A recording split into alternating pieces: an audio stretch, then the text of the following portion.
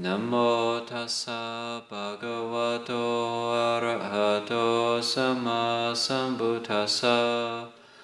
Namo tassa bhagavato arahato sama sambuddhassa. Buddhang dhammang sanghang anuttarang upachayang namasami.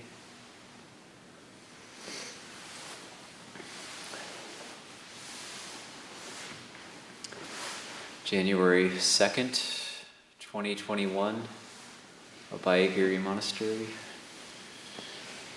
Saturday night, and it's this quiet period, so a lot of the community's on forest practice right now, and just a very open, spacious period before we get into the full schedule on the 8th.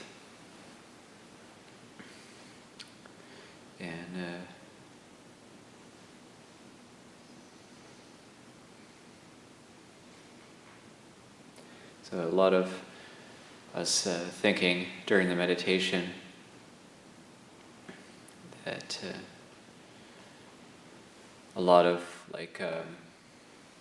it's been a lot of experiences. So I have 18 vasas now, so I've had a lot of experiences, and sometimes if the mind isn't that focused or like it feels, or if there's like sadness or slight melancholy, or there's a mood, sometimes just think about just past experiences, just past practice experiences. So like even though a lot of times, many times over the past years in the robes, having not been the perfect monk, having lost the plot many times and then regained it, and having made mistakes, and having had also good experiences, and having made mistakes and learned from mistakes, and having seen beautiful parts of the earth, of the world, and having lived in good practice situations, lived in solitude, had the opportunity to live in places like Daodam and Pujamgam. I just remember sitting with my friend Ajahn Ñāṇiko at Pujamgam up at the tea cave, having tea together in this cave that takes about an hour to walk up to, a very remote village, the easternmost point of Thailand. They say it's where the sun rises first in Thailand, and on the Mekong River. And just remember we were talking, and it was just dark and very quiet, and you could just hear the crickets and the insects and maybe some frogs, and just talking to each other and saying like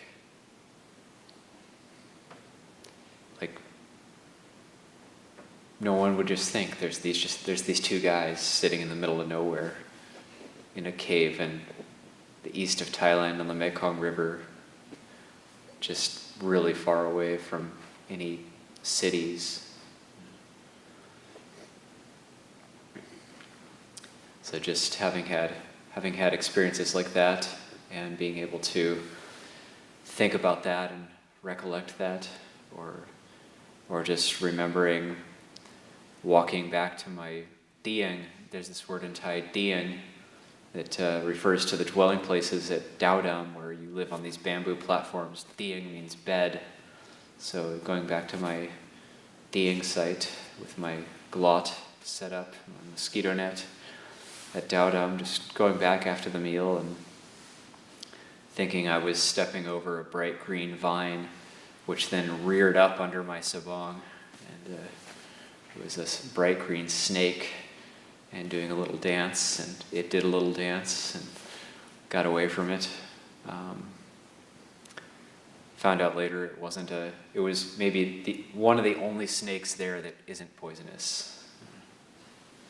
It's called a whip snake, and it was actually whipping around, a very thin and long green snake. And just lots of these experiences at Abhayagiri, having conflicts with people, resolving the conflicts, wanting to leave, not leaving, being glad I didn't leave. Just so many experiences over the years. And it continues, and just keeping that eye open for the middle way. Just keep searching for the middle way. So I thought I would talk a little bit about the middle way and not talk for too long tonight, but just that there's those two extremes, the Kamasukalika nu yogo and the Atakilamata nu yogo. So that's the extreme of sensual indulgence and the extreme of like wanting to get away, like annihilation. Or also there's the three types of tanha, the bhava tanha, vibhava tanha, and kama tanha. Kama tanha, sensual desire; bhava tanha, the desire to be or become, or the desire for existence or becoming. Vibhava tanha, like the desire to not be, or you could say annihilation. The desire to get away, the desire to disappear. So it's kind of thinking about practical applications of contemplating those extremes. And it's such a delicate and subtle balance, this middle way, because that vibhava tanha, it gets in there so easily. So it's like this near enemy to dispassion. So like we might want to be and attain and get, and that's bhava tanha, and then we might say like, I just want to be done with it. I just want to, just give me a rest. Just give me rebirth in a heavenly realm, just so I can rest. Just give me something so I can just have at least some respite from me, from this existence, from samsara. That's the vibhava tanha getting in there. So then that's also not going to lead to the real rest, the true rest of nibbana. So there's that bhava tanha, vibhava tanha interplay that's nearly always happening. Or it's just kama tanha, it's just drunkenly seeking after sense desires. So these things just keep us in the round. We might think like, I just want to, relax. But then we do relax, and then time passes and we have to do something. We have to eat, we have to do some sort of duty, we have to take a shower, we have to clean our room, or we have to do something. So there's not true final relaxation. It's like we always have to do something. We might think, in the monastery it's so difficult, like we only sleep 6 hours, maybe 7 hours. I'm so fed up, I'm so tired, I'm just gonna sleep as long as I can. I sleep 9 hours, 10 hours, 12 hours, I've heard of 16 hours, and it just doesn't help. It's still there. The dukkha's still there. You might think, if I just sleep as long as I can, maybe it'll be okay somehow. And you can try it and see that it doesn't help. It's not balanced. In fact, the mind gets more dull and it's harder to meditate. And so we're looking for that balance, the balance with sleep, the balance with eating, just the balance in our daily life. So we call this indriya samvara, or like balancing the faculties, composing the faculties. Indriya samvara. And so we're always looking for this kind of balance. With sitting and walking meditation, we might think, okay, well, I'm just going to be done with it as quickly as possible, so I'm going to sit, walk, sit, walk, sit, walk, and 1 hour sitting, 1 hour walking. I'm just going to do that, and that's it. I'm going to be done with it. Vibhava Tanha is creeping in there. We're practicing with this idea like, okay, just a hard push and it's done. Then that doesn't work because it's out of balance. So we find out, okay, well let's temper that a little bit with some study. That's why there's all these practices. We need study and practice. We need the pariyati and the patipati. So the study and the practice, balance those two. And then we need the meditation, but in the right amount, not too loose, not too tense. Probably need to do it a little bit slightly more tense than we think we need to. Just push a little bit. I remember one time, like it was the beginning of one winter retreat where I was getting pretty dull in my meditation, and I remember just in the beginning of the winter retreat making this determination like, okay, I'm going to tighten things up in the meditation. I'm going to focus on Buddho a bit more tightly, and if it's too tight, I'll loosen up, but that's okay. I'll focus a bit more intently and just see how it goes. So like I had been quite dull in the meditation, hadn't really been able to stay with Buddho, and then tightening it up just a little bit, and it was really good. And it was like just that push, just that little bit of pressure is like what was needed in that moment. So doing what's right in the situation,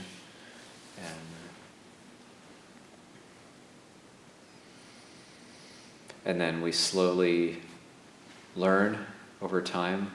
If we don't give up, then we gain the blessing of experience. So there's no real substitute for experience. There's no technique that's going to give you 10, 15, 20 years of experience. How do I get 20 years of experience without 20 years of experience? You just can't, no matter how talented you are. Yeah. And it's not about talent either. It's not about talent, it's about perseverance. It's like the story of Ajahn Chah, where there was a lay person who came up to him and was like, I've thought about ordaining, but I could never do it. I'm not like you. I'm not like a natural monk like you. You already had very few defilements. That's why you could ordain. I'm not. And then Ajahn Chah said, you think I didn't have any defilements? You think it was easy for me? And he said, I usually get this story wrong, but I think he said, if I wasn't a monk, I would punch you right now. So it's just you just can't substitute anything for that experience.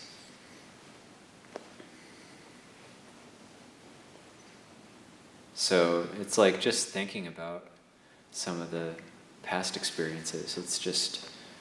It brings up a sense of joy, and also thinking of all the people I've met over the years. It's not only having met great monks and Kruba Ajahns, but having met lay people of integrity and living now with lay people of integrity, and that keeps going, and people keep appearing, and there's just so many good people in the world, and it's amazing. So being able to live with people of integrity, our board of directors, Sangapala Foundation, just lay people of integrity. It's you don't have corruption. Maybe something like that will appear down the line in the future. This is something corruption is something which is normal in Thailand, in monasteries even, and we the lay people here have integrity, and it wouldn't occur to them. Or the firefighters who helped to save the land here in 2017, it's like, we even told them they could, because the electricity was off, the food was going to rot in the refrigerator, even telling them, like, you can take some of that food from the refrigerator if you need, it's just going to go bad. But they didn't. It was like this kind of just integrity, this kind of ethos, like not taking what's not given. So that I just see that as like a type of integrity.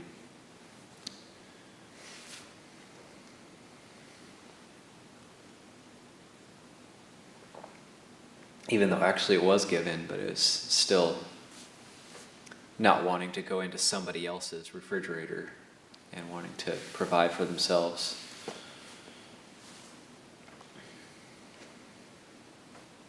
So we're surrounded by goodness, steeped in goodness, and we can make much of that. So when we bring up these recollections, then it helps us to balance the faculties, and we can come out of ourselves a little bit, balance the faculties, learn how to not get chasing after, lost in the bhava tanha, but also not sink backwards into the vibhava tanha, and then keeping that composure, keeping that integrity with that sense of balance.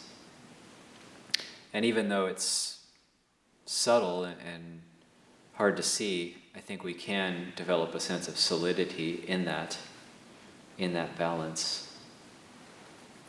So this is very important. But we only learn it through making mistakes, through getting lost in bhava tanha and vibhava tanha and kama tanha. And as long as we're still keeping the precepts, or at the very least, if we aren't able to keep the precepts, we make it known when we break a precept.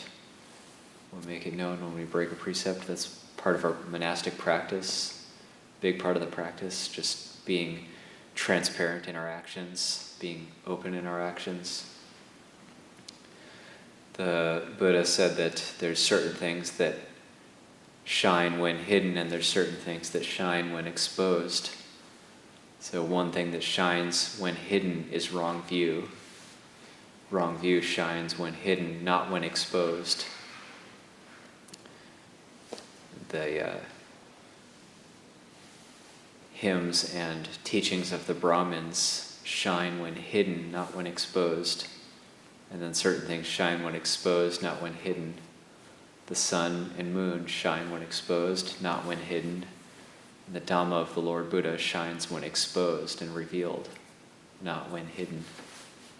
So that sense, like wrong view, shines when hidden, not when exposed. So it's like we're shining light on these hidden areas in the mind. And that wrong view is what's going to get us into bhava tanha, vibhava tanha, kama tanha.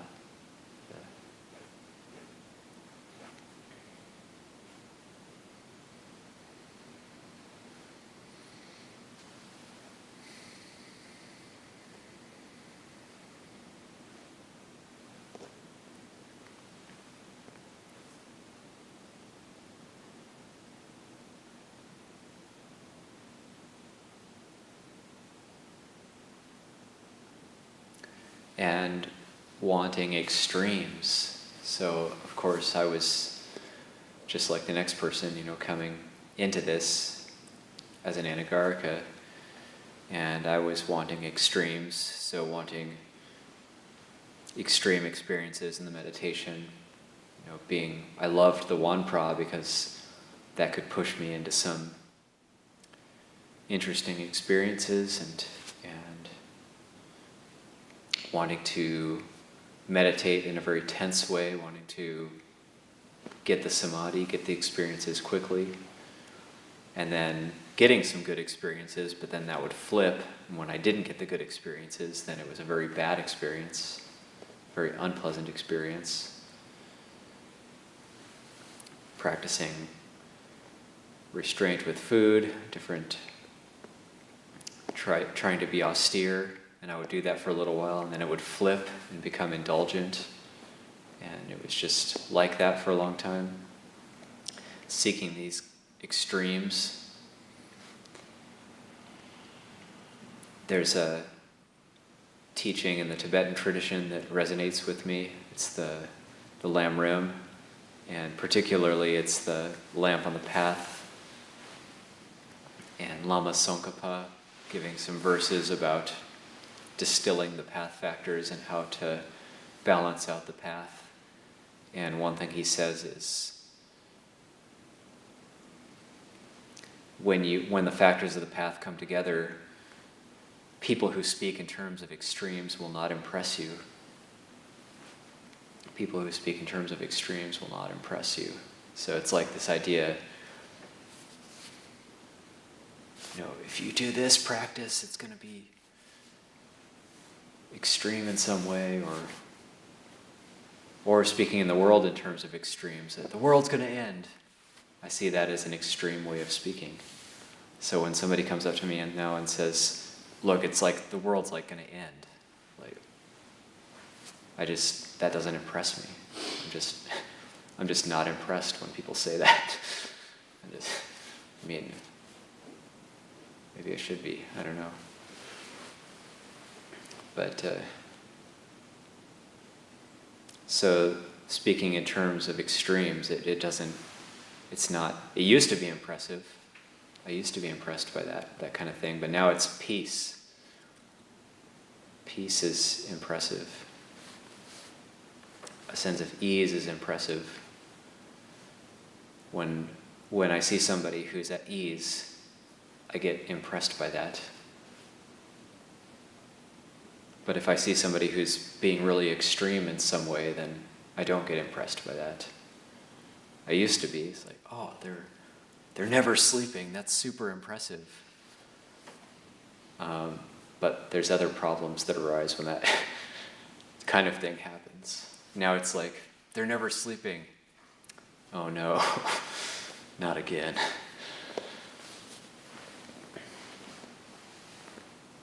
Or we read the teachings of the biographies of the Kruba Ajahns, like Ajahn Mun, and we think we have this idea like it's really extreme in some way, so it's impressive.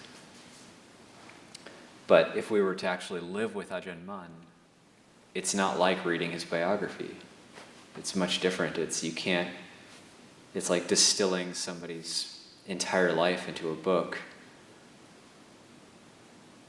The monks who lived with Ajahn Mun, yes, he was a great teacher, but the way they talk about him is very ordinary.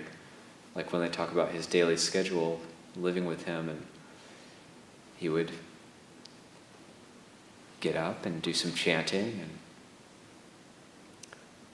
and he would go alms round, and he'd come back, and he would have his meal. He would do 2 hours of walking meditation and have a bit of a rest, get up, maybe do some more walking meditation, sitting meditation, do any sweeping that needed to be done around his kuti, any cleaning up, meeting with people, evening time, perhaps doing some chanting, any other duties that needed to be done, sitting meditation into the night, rest. That's not extreme.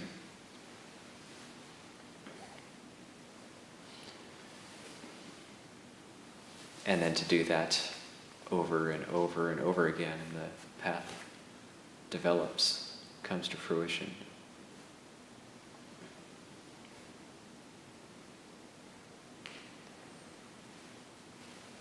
So these are just some brief thoughts. I'll just leave that as a very short talk for this evening.